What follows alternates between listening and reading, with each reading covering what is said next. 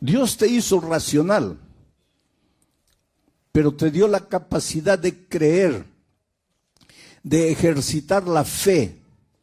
Fe es confiar. El problema es que nosotros los seres humanos confiamos en cualquiera, menos en Dios. Cuando se trata de creer, a los seres humanos les creemos, pero cuando se trata de creerle a Dios, ya no creemos. ¿Quieres un ejemplo? El otro día yo recibí en mi celular un mensaje y dice así: usted acaba de ganar un carro de $100,000. Necesitamos hacer los documentos para enviarle el carro. Por favor, depositen en esta cuenta $1,000 para la documentación. ¿Por qué se están riendo ustedes? Porque ya recibieron. ¿Y por qué existe ese tipo de mensajes? ¿Por qué? Porque hay gente que cree. Porque si nadie creyera, nadie se daría el trabajo de perder el tiempo mandando ese tipo de mensajes. Pero es que hay gente que cree. Ahora, si Dios le dice: hijo, entrégame tu corazón y tú vas a ver cómo yo voy a cuidarte, ¿será? ¿No será? ¿Cómo será? Pero al otro le mandó los $1,000 rapidito. Esta noche vamos a aprender cómo enfrentar los momentos de dificultad y cómo nuestra vida está llena de dificultades. El texto para esta noche, primer libro de los Reyes, capítulo 17, a partir del versículo 12. Primer libro de los Reyes. Ahí está el texto. Voy a ir leyendo y comentando, pero primero voy a leer este versículo, después voy a contarles el contexto para después entrar de nuevo a este versículo e ir yendo versículo por versículo hasta el 22. Dice: y ella respondió. ¿Quién es ella? La viuda de Sarepta, una viuda que vivía en la tierra de Sarepta, en Fenicia. Y ella respondió. ¿A quién le respondió? Al profeta Elías. Vive Jehová tu Dios, que no tengo pan cocido, solamente un puñado de harina tengo en la tinaja y un poco de aceite en una vasija. Y ahora recogía 2 leños para entrar y prepararlo para mí y para mi hijo, para que lo comamos y nos dejemos morir. Ahora, ¿en qué circunstancias se escribió este versículo? Y eso es lo que les voy a contar como contexto, para que podamos juntos entender el texto que acabo de leer. El profeta Elías estaba vivo. Y el profeta Elías recibió un mensaje de advertencia para el rey. El rey de Israel en esos tiempos se había casado con una mujer llamada Jezabel. ¿Y sabes de dónde había nacido Jezabel? Justamente en Sarepta, en la tierra de Fenicia. Y ella llegó a Israel casada con el rey, trayendo sus costumbres paganas y sus dioses paganos. Y el rey se dejó contaminar por la cultura de la esposa y se olvidó del Dios Todopoderoso y empezó a adorar a los dioses paganos que la esposa trajo. Uno de esos dioses era Baal. Según la cultura de ellos, Baal era el dios de la lluvia, el dios de la tormenta. ¿Y cuál es el mensaje que Dios le entregó a Elías para llevar al rey, Acab? Le dijo: mira, dentro de poco tiempo no va a llover más. No va a llover más hasta que tú reconozcas que has ofendido a Dios. Va a dejar de llover. Ahora, miren, atreverse a desafiar al dios Baal, porque el dios Baal era el dios de la lluvia. Y atreverse a decir que por voluntad de Dios va a parar de llover, eso era una afrenta terrible. Y la ira del rey se desató contra Elías, lo amenazó de muerte. La esposa Jezabel, cuando se enteró de la aberración, entre comillas, que había dicho Elías, también decidió enviar gente para perseguirlo y matarlo. Entonces Dios le dio una orden al profeta. Le dijo, vete al arroyo de Querit, allá una fuente de agua natural en las alturas. Y él corrió, mirando atrás para ver si ya lo alcanzaban los perseguidores. Y finalmente llegó al arroyo de Querit y se quedó allí. Ahí tenía agua, en el arroyo había agua. Dejó de llover en la tierra de Israel, pero ahí en el arroyo había agua. Y la historia bíblica, los versículos anteriores al 12, nos cuentan que ahí en el arroyo no tenía que comer, tenía que beber, pero no tenía que comer. Y que Dios le mandó cuervos, y que los cuervos le traían comida todos los días. Le dejaban la comida y se iban. Al día siguiente los cuervos volvían trayéndole comida y se iban. Hay un teólogo alemán famoso que tiene una teoría. Tiene la teoría de la desmitologización de la Biblia. ¿Qué es esta teoría? Él dice, mira, hay que sacarle a la Biblia, hay que sacar de la Biblia todo lo que parece mito. De ahí viene la palabra desmitologización. Hay que sacar de la Biblia todo lo que parece mito. ¿Y por qué este teólogo dice eso? Dice, porque con estas historias de que un cuervo vino trayéndole la comida al profeta, la gente simple va a creer, pero la gente sofisticada, culta, inteligente, racional, nunca va a creer en estas tonterías. Que Moisés levantó la vara y el mar se abrió y el pueblo pasó, y una vez que el pueblo pasó vino el enemigo, pero el mar se cerró y el enemigo murió. ¿Quién va a creer eso? Que un cuervo trajo comida. ¿Quién va a creer eso? Que Jesús con un poquito de pan y de pez alimentó una multitud de 15,000. ¿Quién va a creer eso? Que el pueblo de Israel estaba muriendo de hambre en el desierto y Dios le hizo llover una comida extraña llamada maná. Este teólogo, un teólogo es alguien que estudia la Biblia, mucho. Dice, hay que sacar todas estas historias que parecen historias para niños, esto que parece mito, hay que sacar para que la gente culta, racional, pueda creer en la Biblia. Pero te digo una cosa, si tú a la Biblia le sacas todo lo que parece mito, no te queda nada. Porque la Biblia es un libro de milagros. Porque Dios es un Dios de milagros. Dios te hizo racional, pero te dio la capacidad de creer, de ejercitar la fe. Fe es confiar.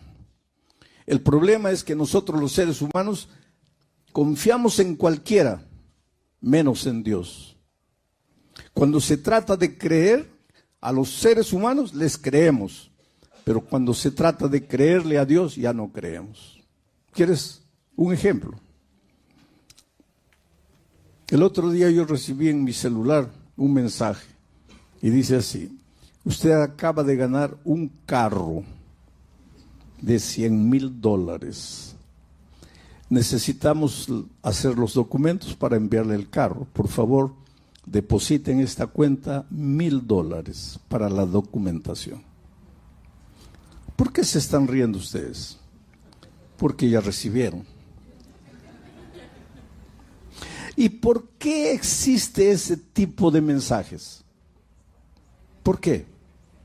Porque hay gente que cree. Porque si nadie creyera, nadie se daría el trabajo de perder el tiempo mandando ese tipo de mensajes. Pero es que hay gente que cree. Ahora, si Dios le dice, hijo, entrégame tu corazón y tú vas a ver cómo yo voy a cuidarte, ¿será? ¿No será? ¿Cómo será? Pero al otro le mandó los $1,000 rapidito. ¿Te das cuenta cómo somos los seres humanos? En una ocasión, yo estaba en una campaña evangelística así y el pastor me dice, pastor, converse con una señora porque ella ya estudió la Biblia y la estudió con 5 personas diferentes, 5 cursos bíblicos diferentes, pero no se quiere bautizar. Y dígale, explíquele la razón bíblica del bautismo. Y entonces ella vino a hablar conmigo y llegó quejándose, lamentándose. Me dice, pastor, yo tengo que ser agradecida a Dios. Dios me ha cuidado siempre. La única tragedia en mi vida, en realidad, es la tragedia que arruinó toda mi vida. Y mi tragedia fue casarme, y voy a usar las palabras de ella, con un mujeriego, borracho, ebrio, golpeador de mujeres. Esa fue mi tragedia. Hoy día estoy sola, abandonada, con los hijos, sin saber qué hacer. Yo le hice una pregunta, ¿por qué dices que tu esposo era un mujeriego? Porque, pastor, me engañaba con todas las mujeres que veía en la calle, con mis vecinos, con mis mejores amigas. Le digo, pero respóndeme otra pregunta. Y cuando ustedes eran novios, ¿tú no viste ninguna característica de esos en la vida de él? Ah, sí, me dice, pastor, de novios ya me engañaba con mis amigas, con mis compañeras. ¿Y por qué te casaste? Es que él me prometía que nunca más me iba a engañar. ¿Y tú le creíste? Le creí, pastor. Y le digo, y vamos a cambiar de asunto. ¿Por qué no te bautizas? ¿Sabes lo que me dice? Es que, pastor, yo quisiera bautizarme, pero mis familiares, mis amigos me dicen que me están lavando, haciendo un lavaje cerebral, que me están engañando, que la Biblia ya es un libro antiguo, que eso no es realidad. Me llenan de tantas dudas y yo no sé si creer o no creer. Ahora es interesante, yo no le dije a ella, les estoy diciendo a ustedes. Al mujeriego, borracho, golpeador, en las palabras de ella, le creyó. Y a Dios, no sé si creer, si no creer. Nuestro problema es ese, querido. Que encontramos cosas en la palabra de Dios y las dudas como hormigas carnívoras van subiendo. Pero la palabra de Dios nos sacude. Dice que la Biblia es como una espada de 2 filos que entra y penetra.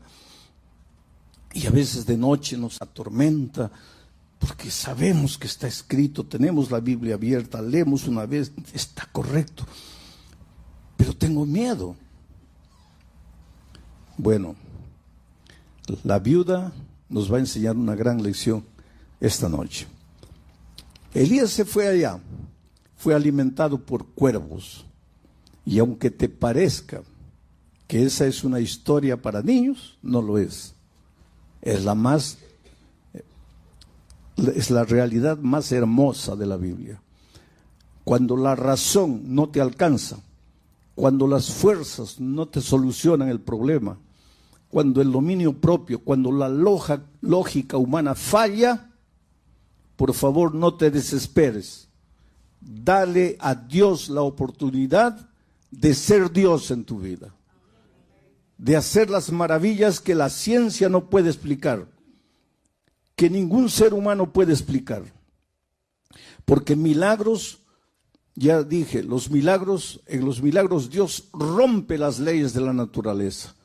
Por eso el milagro no puede ser entendido por la lógica humana, porque va contra todo lo que es lógica.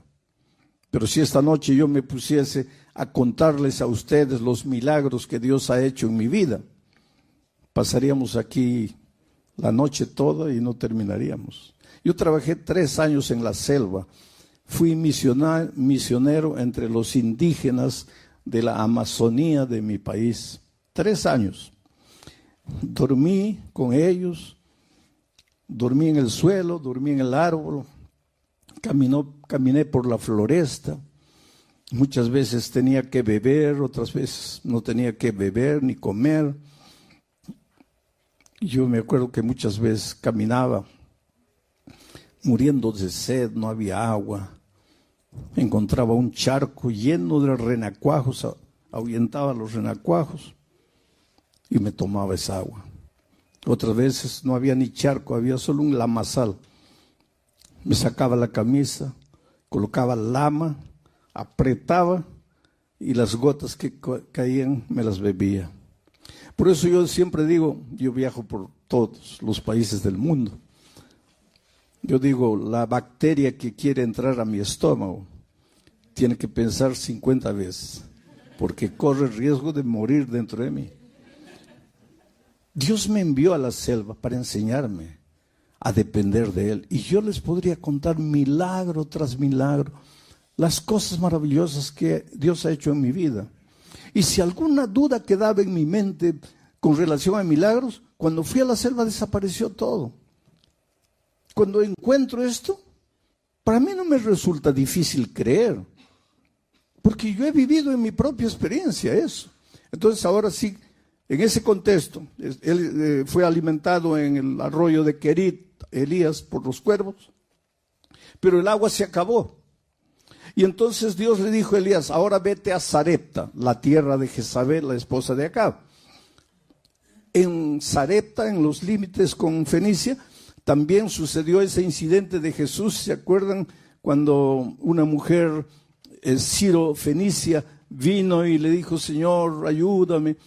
¿Te acuerdas que Jesús dijo, no es bueno dar el pan de los hijos a los perritos? ¿Te acuerdas? Eso sucedió en esa tierra. Ahí era Sarepta y allí vivía una viuda pobre que, de acuerdo al relato, no tenía nada.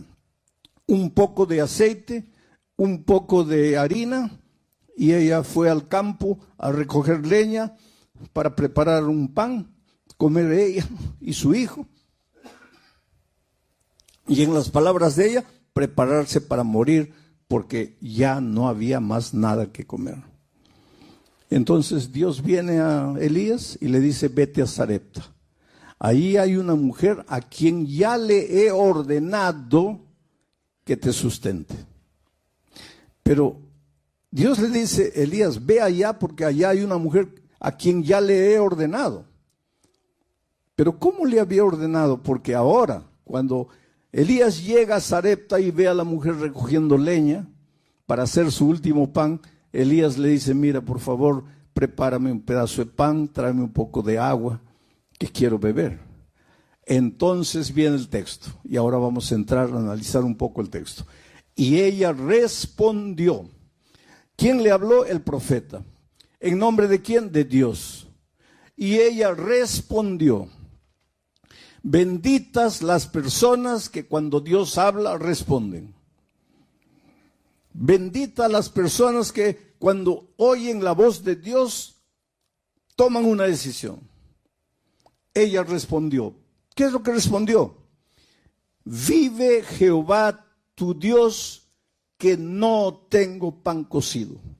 Solamente un puñado de harina tengo en la tinaja, un poco de aceite en una vasija, y ahora recogía los leños para entrar y prepararlo para mi hijo, para que lo comamos y nos dejemos morir. Es decir, esta mujer había llegado al límite de sus fuerzas, de sus recursos. Lo único que le restaba, en la opinión de ella, era la muerte. vamos a morir. Se acabó, ya no hay salida. Este problema no tiene solución. Vamos a morir. Este es el último bocado. Se acabó. Ya no vale la pena luchar. ¿Para qué luchar? Vamos a morir. ¿Por qué una persona delante de las dificultades de la vida? Yo te pregunto esta noche, ¿cuál es el drama que tú estás viviendo?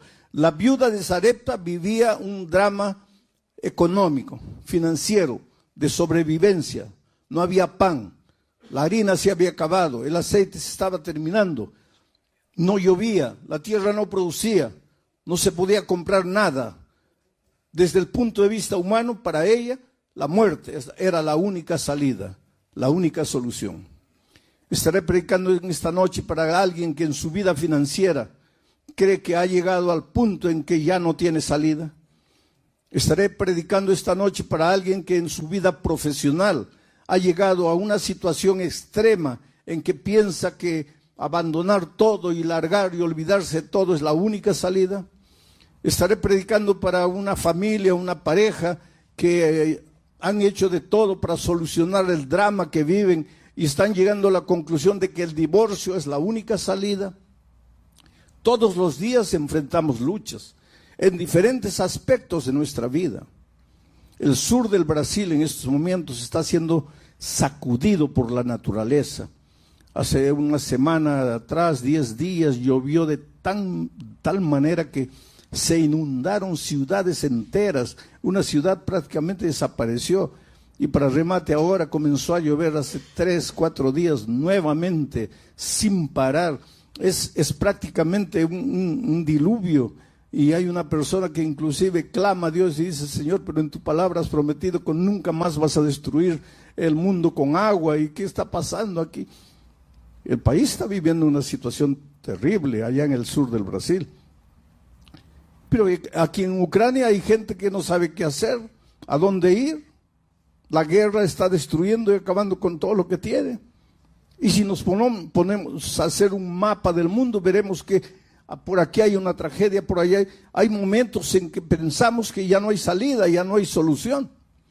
Ahora, ¿por qué esta mujer pensaba que no había salida? Porque mira la respuesta. Ella respondió, deja en el versículo anterior, en el versículo 2. Y ella respondió: ¿vive Jehová tu Dios? Ahí estaba el problema. Vive Jehová tu Dios. Esta mujer creía en Dios, pero no era su Dios, era el Dios de Elías. Y te digo una cosa, querido, mi Dios no te sirve a ti. Pero no es el mismo Dios, sí, es el mismo Dios. Pero para mí es el mío. Pero tú nunca te apoderaste de Dios. Tú nunca te tomaste de sus promesas. Tú nunca le abriste el corazón. Tú nunca le entregaste el trono de tu corazón. Es el Dios de la iglesia, es el Dios de los otros, pero no es tu Dios. Y cuando Dios es teoría, es concepto, pero no es una persona que forma parte de tu experiencia diaria, en los momentos de crisis, tú vas a llegar a la conclusión de que la única salida es la muerte, porque Dios no es tu Dios. Interesante que el Salmo 23 dice: Jehová es mi pastor. No dice Jehová es nuestro pastor. No dice Jehová es el pastor de otros. Es mi pastor. Tienes que llegar en tu vida a un momento en que te apoderes tú personalmente de las promesas de Dios. En que dejes de creer que los conceptos bíblicos son apenas teoría. En que llegues a tomar los conceptos y hacerlos parte de tu experiencia diaria. Y para eso tienes que sacar el pie de lo conocido y entrar a lo desconocido, aunque lo desconocido te provoque temor. Vamos al siguiente versículo. Elías le dijo: no tengas temor. ¿Te acuerdas la noche que yo prediqué sobre el temor, el miedo? Cuando los discípulos estaban en alta mar, el problema no era la tormenta. ¿Había tormenta? Sí. ¿Había oscuridad? Sí. ¿Habían olas gigantescas? Sí. Pero nada de eso era problema. El problema era el miedo. Y cuando Jesús llegó y dijo, no tengáis miedo, el miedo desapareció y Pedro fue capaz de andar por encima del mar. Ahora encontramos aquí a una viuda pobre en una situación extrema, pensando que la única salida es la muerte. ¿Por qué? Porque el Dios de Elías no era su Dios. Ella no tenía una experiencia personal con Dios. Y por eso su corazón estaba lleno de temor. Y por eso Elías, en el nombre de Dios, le dice, no tengas temor. Pero tú solo no vas a tener temor cuando el amor que es Dios, el amor eche fuera el temor. Cuando Jesús entre a tu vida, cuando tú tengas un compromiso personal con Dios, cuando Dios deje de ser Dios y se torne tu Dios, y que tú vivas con Él una experiencia personal, inédita, inexplicable. El otro día una persona que estaba conociendo el Evangelio y en cuya vida Dios estaba haciendo maravillas, me dijo, triste, pastor, mi familia cree que me estoy volviendo loco, pero es que ellos no entienden lo que Dios ha hecho en mi vida. Ellos no entienden lo que Dios ha hecho en mi vida. Oh querido, esta es la más linda realidad. Dios va a hacer cosas en tu vida y no te atrevas a contarlo, porque los otros no van a entender. Y si tú no has entendido todavía, es porque Dios todavía no es tu Dios. Pero cuando Dios sea tu Dios, tú vas a ver las cosas maravillosas que Dios va a hacer por ti. Milagros. Y milagros no se comprenden, milagros se aceptan por fe. Elías le dijo, no tengas temor. Ve y haz como has dicho. Pero hazme a mí primero de ello, el aceite y la harina, una pequeña torta cocida debajo de la ceniza, y tráemela, y después harás para ti y para tu Dios. ¿Qué es lo que Elías estaba diciendo? No era para Elías en realidad. Lo que Dios estaba diciendo, mira hijo, en lugar de pensar primero en tus necesidades, entrégame tu corazón, cree en mí, confía en mí. Y la mejor manera de demostrar tu confianza en mí es que me vas a colocar a mí en primer lugar. Prepara el pan y tráemelo a mí. Y después vas a preparar para ti y para tu hijo. Esto es colocar a Dios en primer lugar. Es interesante que Génesis 1:1, el primer versículo de la Biblia, dice así: en el principio Dios creó los cielos y la tierra. Pero leemos el verso y no pensamos, no reflexionamos. Pero mira lo que dice. En el principio Dios. Después que Dios fue colocado en el principio, viene el verbo crear. Dios creó la acción. Y el resultado, cielos y tierra. Todos nosotros queremos los cielos y la tierra, pero nadie coloca a Dios en el principio. Si Dios no está en el principio, no hay cielos ni tierra. El crear sin Dios en el principio no tiene sentido. Tienes que colocar primero a Dios. Y eso es lo que Elías le dijo a la viuda: colócame a mí primero y después vas a ver. Siguiente verso. Porque Jehová, Dios de Israel, ha dicho así: la harina de la tinaja no escaseará, ni el aceite de la vasija disminuirá, hasta el día en que Jehová haga llover sobre la faz de la tierra. Jehová ha dicho así. Oh querido, puede haber la cantidad de dificultades y problemas delante de ti que tú puedas imaginar. Nada va a ser capaz de derrotarte. Primero, si colocas a Dios en primer lugar. Y después, si crees en lo que Dios ha dicho. Y lo que Dios ha dicho está en la palabra de Dios. Es por eso que tienes que estudiar la Biblia. No creas lo que tus otros te dicen. Cree lo que tus ojos ven que está escrito en la palabra de Dios. Cuando alguien pretende enseñarte alguna cosa, que confirma tú con tus ojos que eso está escrito en la palabra de Dios. No creas al ser humano, cree en la palabra de Dios. Y es por eso que estas noches estoy colocando el texto, para que vean que yo estoy explicando el texto, estoy exponiendo el texto, pero es el texto que dice esto: Jehová Dios de Israel ha dicho. Y cuando Jehová Dios de Israel lo dice, puedes creer, puedes sacar el pie del barco y colocar el otro pie en el agua y no te vas a hundir. Avanza sin miedo, porque Jehová, el Dios creador de los cielos y la tierra, ha dicho. Versículo 15. Entonces ella fue, y aquí está el problema con muchos. Está bien, escuchan la palabra de Dios, qué bonito, qué maravilloso, amén, qué extraordinario, pero no das este paso. Ella no se quedó escuchando la palabra de Dios y dijo, qué bonito, qué maravillosa promesa de Dios. No, ella fue e hizo. La palabra de Dios no te ayuda si tú no vas y la practicas, si tú no colocas en acción lo que la teoría dice. Ella fue e hizo como dijo Elías, y comió él, el profeta, y ella y su casa muchos días. Y la harina de la tinaja no escaseó, ni el aceite de la vasija menguó, conforme a la palabra que Jehová Dios había dicho por Elías.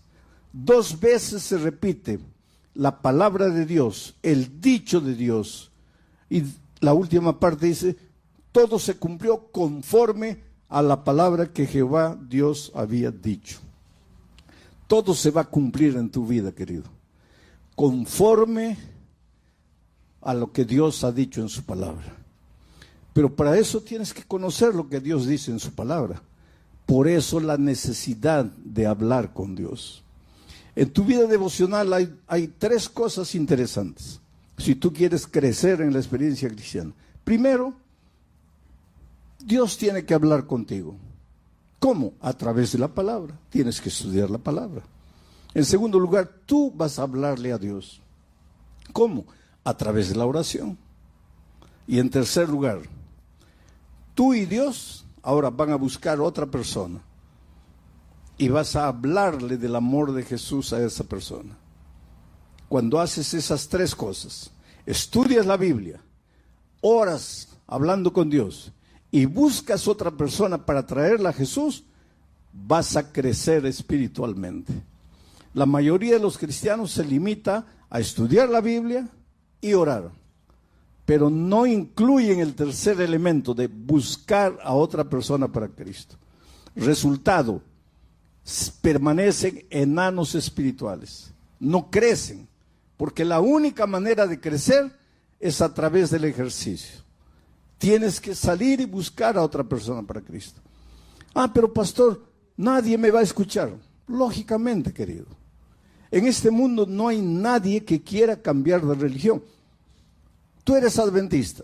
¿Quieres cambiar de religión? No. Entonces, ¿por qué piensas que el musulmán sí quiere cambiar de religión? ¿O por qué piensas que el luterano quiere cambiar de religión? O el testigo de Jehová, o el católico.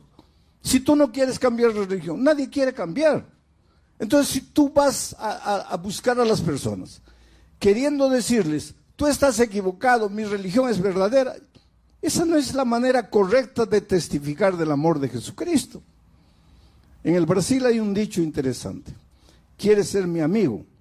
No me hables de política, no me hables de fútbol y no me hables de religión. ¿Quieres ser mi amigo? No me hables de política, que soy de derecha, de izquierda. No me hables de fútbol, que soy del Real Madrid, del Barcelona. y no me hables de religión, que soy de esta o soy de aquella iglesia. Pero entonces, ¿cómo es que traemos a las personas a Cristo? Es la manera más simple. ¿Quién lleva a los jóvenes a las drogas? A ver, dígame, ¿quién los lleva a las drogas? ¿Ah? Los amigos. Los muchachos se meten a las drogas llevados por los amigos. Y el joven que entra al mundo de las drogas, ¿él sabe que la droga lo va a acabar, sí o no? Claro que sabe. En este mundo de tanta información, ¿quién va a decir que entró a la droga y no sabía que la droga lo iba a destruir? Saben. ¿Y por qué entran? Por el amigo. ¿Y tú por qué no puedes traer a alguien para Jesús? Porque en lugar de llegar a las personas y hacerte amigo de las personas y conquistar el amor de